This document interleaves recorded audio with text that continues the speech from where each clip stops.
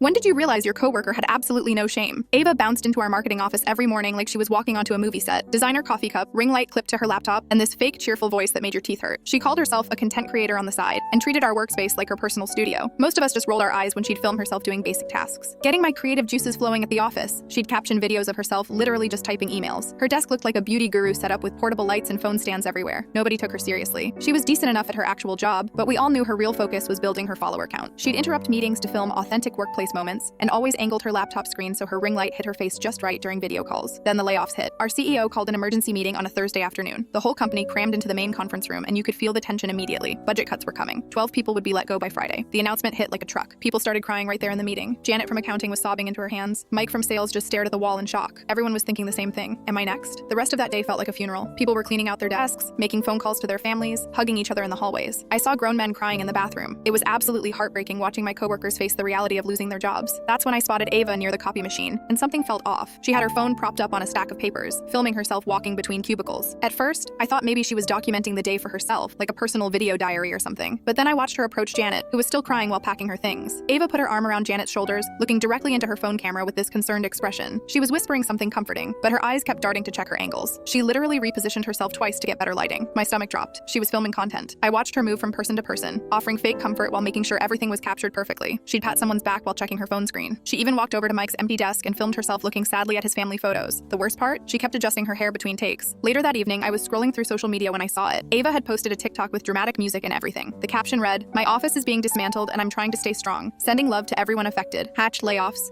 #goodbye, #stay strong." The video showed her walking through our office, comforting crying coworkers, looking devastated herself. She even included a close-up shot of herself wiping away what looked like a tear. The comments were pouring in with hearts and crying emojis. People were praising her for being so brave and caring during such a difficult time. But here's the thing that made my blood boil. Ava wasn't even one of the people being laid off. She kept her job. She just filmed everyone else's misery for content. The video exploded overnight. It got over 200,000 views and 15,000 likes. Ava was responding to comments, thanking people for their support, and talking about how hard it was to stay positive during times like these. By Monday morning, word had spread around the office. Several people who'd been laid off saw the video and were absolutely furious. Janet left a comment saying, "You filmed me crying without permission and weren't even getting fired yourself." Mike commented, "This is disgusting. You used our pain for views." The backlash was swift and brutal. More former employees started commenting, exposing exactly what Ava had done. They called her out for exploiting their worst day for social media clout. Ava's response? She made another video. "I was documenting an important emotional moment in workplace history," she said, sitting in her car with perfect lighting. "If people choose to cry near a camera, that's on them. I can't control other people's reactions to my presence." She actually said that, with a straight face. HR got flooded with complaints from current and former employees. They called Ava in for a meeting and gave her an official warning about inappropriate workplace behavior. But that was it. No real consequences, no suspension, nothing. Meanwhile, that original video had gained her over 40,000 new followers. Her engagement was through the roof.